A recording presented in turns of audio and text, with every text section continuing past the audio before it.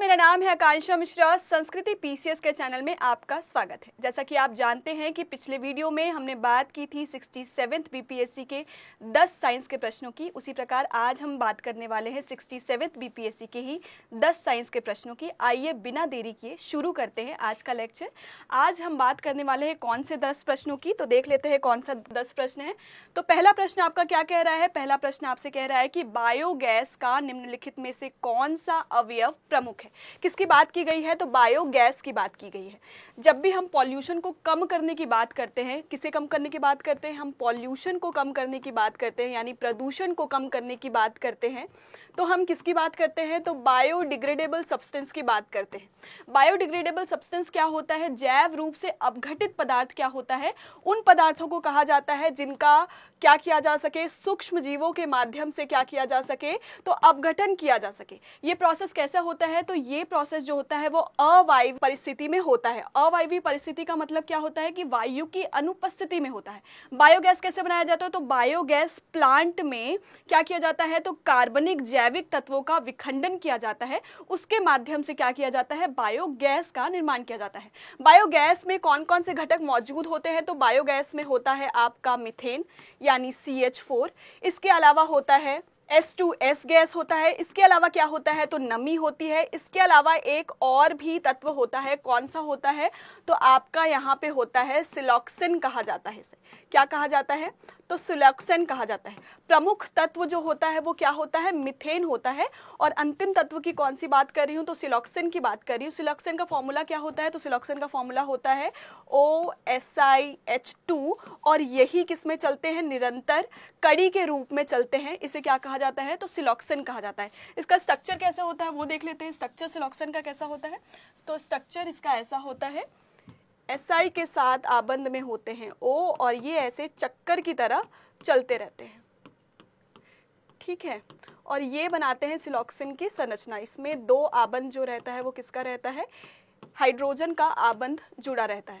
तो इसमें कौन सा तत्व जो होता है वो सबसे ज्यादा महत्वपूर्ण होता है? तो बायोगैस में आपका कौन सा तत्व महत्वपूर्ण होता है? तो सबसे ज्यादा इंपॉर्टेंट जो होता है वो होता है मीथेन। तो ऑप्शन आपका कौन सा सही हो जाता है? तो ऑप्शन आपका ए सही हो जाता है। बात करें अगर हम अगले प्रश्न की, अगला प्रश्न क्या कह रहा है कि निम्नलिखित में से किस रसायन के कारण फटाका फूटने से चमकदार लाल रंग दिखाई पड़ता है? क्या कह रहा है? किस रसायन के कारण फटाका फूटने से चमकदार लाल रंग दिखाई देता है?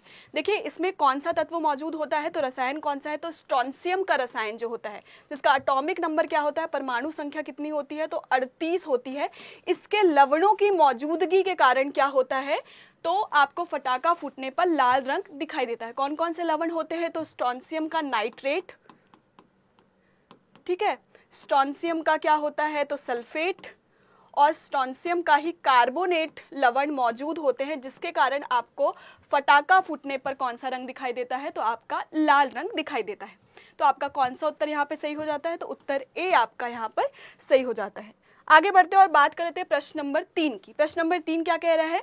जिस धातु कर्म, क्या कह रहा है? धातु कर्म प्रक्रिया के अंतर्गत धातु मिश्रित अवस्था, मिश्रित अवस्था देके यहाँ कंफ्यूज करने की कोशिश किया है। मिश्रित अवस्था किसे कहते हैं? तो इसको फ्यूज्ड अवस्था भी कहते हैं, फ्यूज्ड या फिर शुद्ध अवस्था भी कहते हैं। यानी क्या आपसे पूछ रहा है? आपसे प्रश्न ये पूछ रहा है कि कौन सा ऐसा धातु कर्म है जिससे अयस्क से शुद्ध धातु प्राप्त किया जाता है, ये आपसे पूछ रहा है। कौन सा ऐसा धातु कर्म है? तो पहले जान लेते हैं कि धातु कर्म क्या होता है। धातु कर्म क्या होता है? हम अयस्क से शुद्ध धातु जो प्राप्त करते हैं, इस प्रक्रिया को क्या क्या कहा जाता है? तो आपका धातु कर्म कहा जाता है। इसका कंसेप्ट अगर विस्तार में देख लेते हैं तो देख लेते हैं क्या कहता है कि सबसे पहले हमारे पास क्या रहता है? खनिज मौजूद होता है। क्या मौजूद होता है? खनिज मौजूद होता है प्राकृतिक रूप में, जो बहुत सारे धातुओं का क्या होता है? मिश्रित रूप होता है। इससे क्या हम प्राप्त करते हैं? तो हम प्राप्त करते हैं अयस्क प्राप्त करते हैं। क्या प्राप्त करते हैं? अयस्क की प्राप्ति करते हैं। अयस्क में क्या होता है? स्पेसिफिक कुछ धातुओं का ग्रुप होता है, या किसी एक धातु का क्या होता है? अयस्क होता है। अयस्क में क्या पाया जाता है? तो अयस्क में आपका होता है गैंग। गैंग मतलब मिट्टी वाली अशुद्धियां जो होती है वो अयस्क में पहले से मौजूद होती है धातु के साथ। तो इसको क्या किया जाता है, पहले गैंग को हटाने के लिए अयस्कों का क्या किया जाता है, तो सांद्रण किया जाता है। क्या किया जाता है, सांद्रण किया जाता है। और सांद्रण करके क्या प्राप्त किया जाता है, तो सांद्रित अयस्क प्राप्त किया जाता है। क्या प्राप्त किया जाता है, सांद्रित अयस्क प्राप्त किया जाता है। इस सांद्रित अयस्क को किसमें बदला जाता है फिर, तो इस सांद्रित अयस्क को बदल दिया जाता है, इसके बाद मेटल के ऑक्साइड में कन्वर्ट कर दिया जाता है। मेटल का ऑक्साइड मतलब उस धातु के ऑक्साइड में कन्वर्ट कर दिया जाता है, ताकि उससे क्या प्राप्त किया जाए, शुद्ध धातु प्राप्त किया जा सके। इसको कैसे बदला जाता है मेटल के ऑक्साइड में, तो दो प्रोसेस है आपका, एक होता है भर्जन और दूसरा क्या होता है, तो निस्तापन। ये दो विधि है जिसके माध्यम से क्या किया जाता है, तो मेटल को मेटल ऑक्साइड में कन्वर्ट किया जाता है। देखिए भर्जन के माध्यम से किसे कन्वर्ट किया जाता है, जिसमें सल्फाइड की अशुद्धियां होती है, जिसमें एंटीमनी की अशुद्धियां होती है या आर्सेनिक की अशुद्धियां होती है, उसे किसमें कन्वर्ट किया जाता है, तो मेटल ऑक्साइड में कन्वर्ट करने का काम किसके माध्यम से किया जाता है, तो भर्जन के माध्यम से किया जाता है। वहीं निस्तापन के विधि में क्या किया जाता है, तो कार्बोनेट की अशुद्धियां जो होती हैं उसे मेटल ऑक्साइड में कन्वर्ट करने के लिए या फिर नमी जो मौजूद होती है उसे मेटल ऑक्साइड में कन्वर्ट करने के लिए किसका इस्तेमाल किया जाता है, तो निस्तापन का इस्तेमाल किया जाता है। अब प्रोसेस में हमें क्या मिल गया, तो हमें मेटल का ऑक्साइड मिल गया है। अब मेटल के ऑक्साइड को हमें किस में कन्वर्ट करना है, तो हमें कन्वर्ट करना है शुद्ध धातु में। ठीक है, प्रश्न भी आपका यही पूछा था कि किसे कन्वर्ट करना है, तो मेटल ऑक्साइड को आपको कन्वर्ट करना है, मेटल में कन्वर्ट करना है। तो इसके लिए कौन सा प्रोसेस है, तो सबसे पहला प्रोसेस है आपका प्रगलन। जो अधिकांश 90% जो धातु कर्म किया जाता है शुद्ध धातु प्राप्त करने के लिए, वो प्रगलन का इस्तेमाल किया जाता है। इसके अलावा और कौन कौन से मेथड है, तो आपका स्वतः ऑक्सीकरण की क्रिया है, स्वतः ऑक्सीडेशन का प्रोसेस है, या इसके अलावा विद्युत अपघटन के माध्यम से भी किया जाता है। क्या किया जाता है, तो मेटल ऑक्साइड को किस में कन्वर्ट किया जाता है, तो मेटल में कन्वर्ट करने का काम किया जाता है। तो प्रश्न आपसे क्या पूछा था, तो जिस धातु कर्म की प्रक्रिया के अंतर्गत धातु मिश्रित अवस्था में पाई जाती है, यानी शुद्ध अवस्था में पाई जाती है, तो कौन सा प्रोसेस है, तो आपका ए प्रोसेस सही हो जाता है। मैंने बात की भर्जन की और निस्तापन की, इसका इस्तेमाल किस लिए किया जाता है, तो धातु को धातु ऑक्साइड में कन्वर्ट करने के लिए भर्जन और निस्तापन का इस्तेमाल किया जाता है। तो इसका कौन सा उत्तर सही हो जाएगा, तो उसका उत्तर ए यहाँ पर सही हो जाता है। बात कर लेते हैं अगले प्रश्न की। अगला प्रश्न क्या कह रहा है, तो अगला प्रश्न ये कह रहा है निम्नलिखित में से कौन से पीतल के घटक है। देखिए पीतल किससे बना होता है, तो पीतल बना होता है तांबा और जस्ता से, यानी जिंक और कॉपर मिलकर क्या बनाते हैं, पीतल। आपने पीतल के बर्तन देखे ही होंगे। तो कौन से अलॉय हैं, तो जिंक और तांबा मिलकर किसका निर्माण करते हैं, तो पीतल का निर्माण यहाँ पर करते हैं। अगर बात करें हम लोहा और जस्ता की, यानी Fe प्लस जिंक की, तो ये क्या बनाते हैं, तो ये बनाते हैं गैल्वेनाइज्ड स्टील का निर्माण करते हैं। किसका निर्माण करते हैं, तो गैल्वेनाइज्ड स्टील का निर्माण करते हैं। गैल्वेनाइज्ड स्टील क्या होता है, गैल्वेनाइजेशन के प्रोसेस में तो क्या किया जाता है, Fe के ऊपर परत चढ़ाई जाती है, किसकी, Zn की, यानी जस्ते की परत चढ़ाई जाती है, ताकि इसे किससे बचाया जा सके, तो रस्टिंग से बचाया जा सके। इसलिए क्या किया जाता है, तो गैल्वेनाइजेशन का प्रोसेस किया जाता है। तो किस अलॉय का इस्तेमाल किया जाता है, लोहा और जस्ता का इस्तेमाल किया जाता है। यदि हम बात करें तांबा और निकेल की, यानी कॉपर और निकेल की, तो ये क्या बनाते हैं, तो कुप्रो निकेल अलॉय बनाते हैं। ठीक है, इसका इस्तेमाल कहाँ किया जाता है, तो इसका इस्तेमाल किया जाता है हाइड्रोलिक पाइप बनाने में, यानी द्रव चालित पाइप बनाने में इसका इस्तेमाल किया जाता है। अगर बात करें लोहा और तांबा की, किसकी, Fe और Cu के अलॉय की बात करें, तो इससे यूज किया जाता है कंडक्टिविटी, यानी चालकता को बढ़ाने में इसका इस्तेमाल किया जाता है। तो प्रश्न आपसे क्या पूछ रहा था, पीतल का पूछ रहा था। तो पीतल किससे बना होता है, तो जिंक और कॉपर से मिलकर बना होता है। तो कौन सा आपका उत्तर सही हो जाता है, तो उत्तर ए आपका यहाँ पर क्या हो जाता है, सही हो जाता है। बात करें अगले प्रश्न की, प्रश्न 5 का कह रहा है कि जंग लगे लोहे के वजन में निम्नलिखित में से कौन सा परिवर्तन होता है। देखिए, जब आप लोहा देखे होंगे उसमें भूरे कलर की परत चढ़ जाती है, जिसे हम क्या कहते हैं, जंग लगना कहते हैं। आपने कील में जंग लगते हुए देखा होगा, किसी लोहे के पाइप में जंग लगते हुए देखा होगा। तो वो कैसे होता है, तो वायुमंडल में जो ऑक्सीजन होता है, जो नमी होता है, उससे क्या होता है, लोहे के ऊपर ऑक्सीजन की पतली परत चढ़ जाती है और वो क्या बन जाता है, लोहे से Fe2O3.XS2O बन जाता है। तो ये क्या हो जाता है, एक पतली परत चढ़ जाती है लोहे के ऊपर ऑक्सीजन की। तो जब शुरुआत में जंग लगता है तो क्या होता है, लोहे के ऊपर जब ऑक्सीजन की पतली परत चढ़ जाती है तो उसका भार बढ़ जाता है। लेकिन बाद में क्या होता है, वो ऑक्सीजन की परत क्या करती है, धीरे धीरे लोहे का क्षारण करने का काम करती है, संक्षारण करने का काम करती है, जिसे ही हम क्या कहते हैं, जंग लगने का प्रोसेस कहते हैं।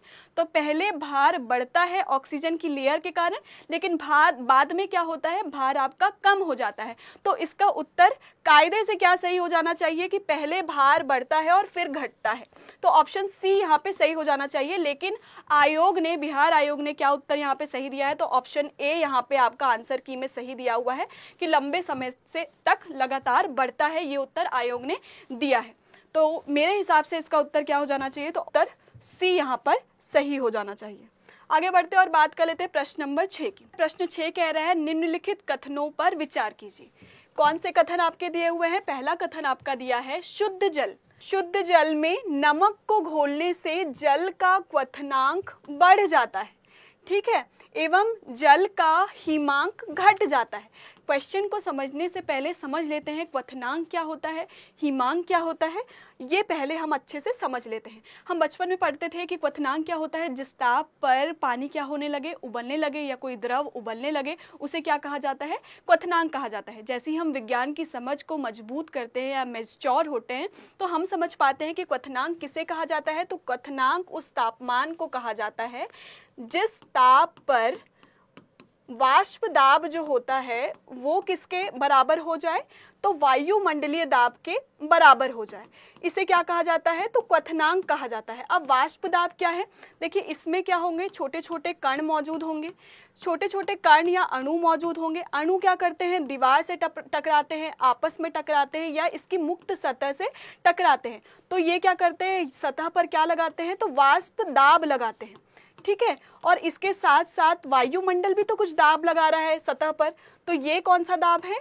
तो वायुमंडलीय दाब है। तो क्वथनांक क्या होता है, जब आपका वाष्प दाब किसके बराबर हो जाए, तो वायुमंडलीय दाब के बराबर हो जाए, तो उस तापमान को क्या कहा जाता है, तो क्वथनांक कहा जाता है। जैसे हम पानी की बात करें तो नॉर्मल टेम्परेचर प्रेशर में क्या रहता है, पानी रहता है, ठीक है। अगर हम इसे क्या करें, 100 डिग्री सेल्सियस पर क्या करें, गर्म कर दें, तो गर्म करने से क्या होगा, जैसे जैसे गर्म करेंगे इन अणुओं की गतिज ऊर्जा क्या हो जाएगी, बढ़ जाएगी। क्या होगी, गतिज ऊर्जा बढ़ जाएगी। गतिज ऊर्जा बढ़ने से क्या होगा, लगने वाला वाष्प दाब भी क्या हो जाएगा, बढ़ जाएगा। अब हमको क्या करना है, वाष्प दाब को इतना बढ़ाना है कि वायुमंडलीय दाब जो है वो क्या हो जाए, वाष्प दाब के बराबर हो जाए। तो जल में क्या होता है कि जब हम तापमान को 100 डिग्री सेल्सियस कर देंगे तब जो वाष्प दाब है जल का वो किसके बराबर हो जाएगा, तो वायुमंडलीय दाब के बराबर हो जाएगा। तो वो उसका क्या हो जाएगा, 100 डिग्री सेल्सियस क्या हो जाएगा, उसका क्वथनांक हो जाएगा। अब प्रश्न में क्या कह रहा है कि हम इसमें क्या मिला दे रहे हैं, तो हम इसमें नमक मिला रहे हैं। तो नमक मिलाएं, चाहे यूरिया मिलाएं, चाहे शक्कर मिलाएं, ये क्या होते हैं, तो अवाष्पशील पदार्थ होते हैं। जैसे ही हम अवाष्पशील पदार्थ मिलाते हैं इसमें, तो एक अणु को जो ऊर्जा मिल रही थी पहले वो डिवाइड हो जाएगी।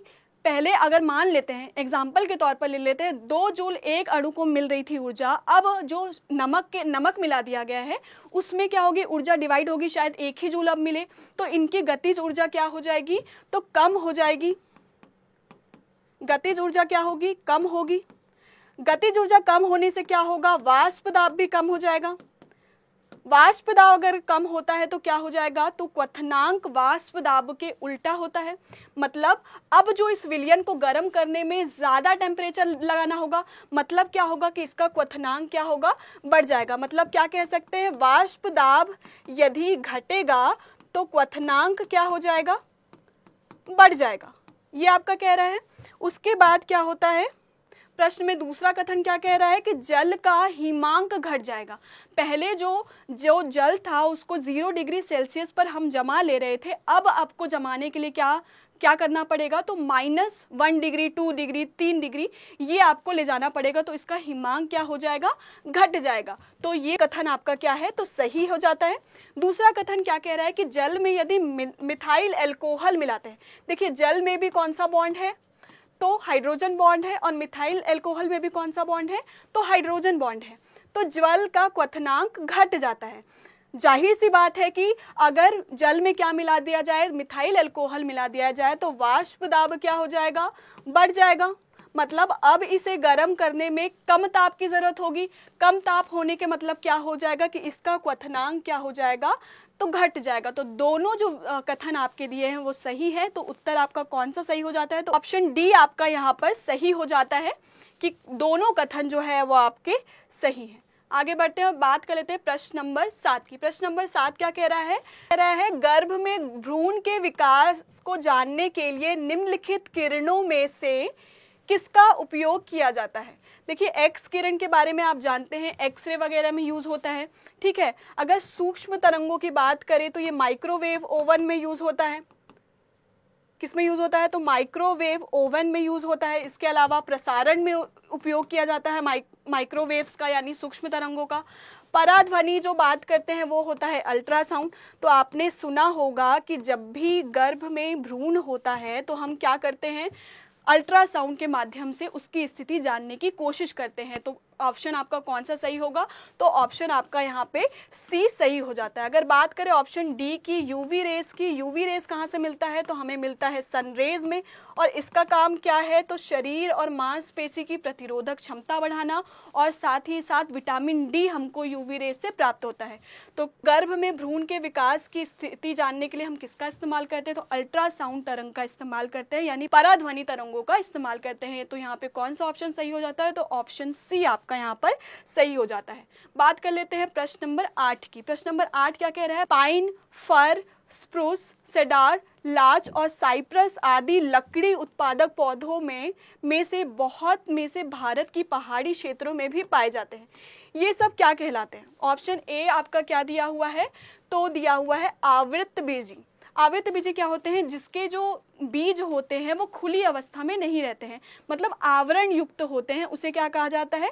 तो ये दो तरीके के होते हैं, कौन सा होता है, एक बीज पत्री, और दूसरा कौन सा होता है, तो द्विबीज पत्री होते हैं, जिसके जो बीज होते हैं वो क्या होते हैं, आवृत होते हैं या ढके हुए होते हैं, उसे क्या कहा जाता है, आवृत बीजी कहा जाता है। एक बीज पत्री का एग्जाम्पल देखें तो ये आपको घास हो जाएंगे, ठीक है, गेहूं हो जाएंगे, तो ये सब क्या है, एक बीज पत्री है। वहीं द्विबीज पत्री की बात करें तो सेम हो जाएगा, चना हो जाएगा, ये सब क्या है, तो द्विबीज पत्री के एग्जाम्पल है। वहीं अनावृत बीजी की बात करें तो इसे क्या कहा जाता है, तो जिम्नोस्पर्म कहा जाता है। जिम्नोस्पर्म क्या होता है, उसमें क्या होता है, जो बीज होते हैं वो ढके हुए नहीं होते हैं या किसी फूल में नहीं होते हैं, उसी के एग्जाम्पल हैं ये पाइन, फर, स्प्रूस, सेडार, लार्च, ये किसके एग्जाम्पल है, तो अनावृत बीजी यानी जिम्नोस्पर्म के एग्जाम्पल है। तो आपका कौन सा ऑप्शन सही हो जाता है, तो ऑप्शन बी यहाँ पर सही हो जाता है। आगे बढ़ते हैं और बात कर लेते हैं प्रश्न नंबर 9 की। प्रश्न नंबर 9 क्या कहता है, तो परागण की सुपरिभाषा है। क्या पूछ रहा है, परागण की परिभाषा पूछ रहा है। परागण क्या होता है, तो जब पराग कण पराग केसर यानी मेल पार्ट, फूल के मेल पार्ट से क्लोम छिद्र तक यानी फीमेल पार्ट तक स्थानांतरित होते हैं, उसे ही क्या कहा जाता है, परागण कहा जाता है। तो कौन सा ऑप्शन सही हो जाता है, ऑप्शन ए आपका 9th का यहाँ पर सही हो जाता है। आगे बात कर लेते हैं आज के अंतिम प्रश्न की। अंतिम प्रश्न क्या कह रहा है, लवणता युक्त वातावरण प्रेमी पौधे। आप इसका इंग्लिश भी देख सकते हैं क्योंकि बहुत टफ हिंदी इसका इस्तेमाल किया जाता है। लवणता युक्त वातावरण प्रेमी का मतलब क्या हुआ, ऐसे पौधे जिन्हें क्या पसंद हो, लवणता युक्त पानी में रहना पसंद हो या लवणता युक्त वातावरण में रहना पसंद हो, उसे क्या कहा जाता है। मरुदोबिद दिया हुआ है, मरुदोबिद को क्या कहा जाता है, तो जीरोफाइट कहा जाता है। इसे क्या कहा जाता है, तो मीजोफाइट कहा जाता है। समोभिद को क्या कहा जाता है? तो मीजोफाइट कहा जाता है। ये तो ग्लाइकोफाइट लिखा ही है। लवण मृदोभिद को क्या कहा जाता है? तो कहा जाता है हेलियोफाइट कहा जाता है। ठीक है, अगर इसे नहीं भी जानते होंगे तो भी ऑप्शन आप लगा सकते थे, यहाँ भी लवण है और यहाँ भी लवण है। देखिए जीरोफाइट क्या होता है? तो जीरोफाइट अति शुष्क अवस्था में जिंदा रह सकने वाले पौधों को क्या कहा जाता है? तो जीरोफाइट्स कहा जाता है। इससे एग्जाम्पल अगर देखें तो आपका अनानास हो गया, कैक्टस हो गए, और कौन से पौधे हैं जो शुष्क अवस्था में रह सकते हैं? तो वो आपका क्या हो गया? तो एलोवेरा हो गया। ये सब क्या है? शुष्क अवस्था में भी रह सकते हैं, जिन्हों क्या कहा जाता है? तो जीरोफाइट कहा जाता है। मीजोफाइट की बात करें तो ये उस मृदा में रहते हैं जो खनिज संपन्न हो, जल बहुत ज़्यादा हो। अगर जल यहाँ पे नहीं मिलेगा तो ये पौधे बहुत जल्दी सूख जाते हैं, तो इन्हें क्या कहा जाता है? तो इसे मीजोफाइट कहा जाता है। बहुत सारे फूल के पौधे हैं जो मीजोफाइट के अंदर आते हैं। ग्लाइकोफाइट की बात करें, जो लवण वाले इलाके में या लवणता युक्त क्षेत्र में नहीं रह सकते, उनको ग्लाइकोफाइट कहा जाता है।